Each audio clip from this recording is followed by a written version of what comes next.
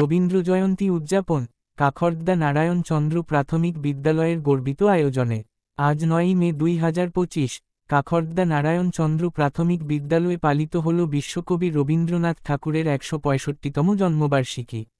রবীন্দ্র জয়ন্তী বাঙালির সাংস্কৃতিক পরম্পরার একটি গৌরবময় অংশ, আর সেই উপলক্ষে বিদ্যালয়ে আয়োজন করা হয় এক হৃদয়স্পর্শী সাংস্কৃতিক অনুষ্ঠান।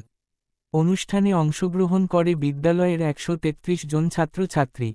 তারা নৃত্য, গান, আবৃত্তি, বক্তব্য ও যোগ ব্যায়ামের মাধ্যমে তুলে ধরে রবীন্দ্রনাথের আদর্শ, চিন্তা ও সৃষ্টিশীলতা।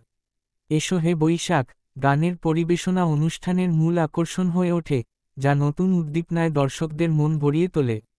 শিক্ষক শিক্ষিকাদের মধ্যে উপস্থিত ছিলেন ৪ জন, যারা এই অনুষ্ঠানের পরিকল্পনা ও বাস্তবায়নে গুরুত্বপূর্ণ ভূমিকা পালন করেন।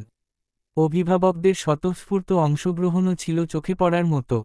বিশেষভাবে উল্লেখযোগ্য সহ-সভাপতি অঞ্জলি দাস, স্বপন কুমার দাস ও হীরেন্দ্রনাথ গুড়িয়ার উপস্থিতি, যারা অনুষ্ঠানের সার্বিক তত্ত্বাবধানে গুরুত্বপূর্ণ ভূমিকা পালন করেন।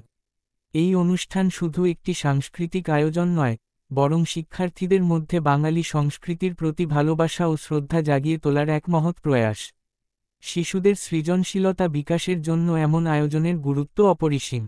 এই রকম অনুষ্ঠান আরও বেশি করে আয়োজনের মাধ্যমে আমাদের নবপ্রজন্মকে রবীন্দ্রনাথের ভাবনায় অনুপ্রাণিত করে তোলা সম্ভব, এটাই আজকের দিনের মূল বার্তা। দেশান্তরে ঘটে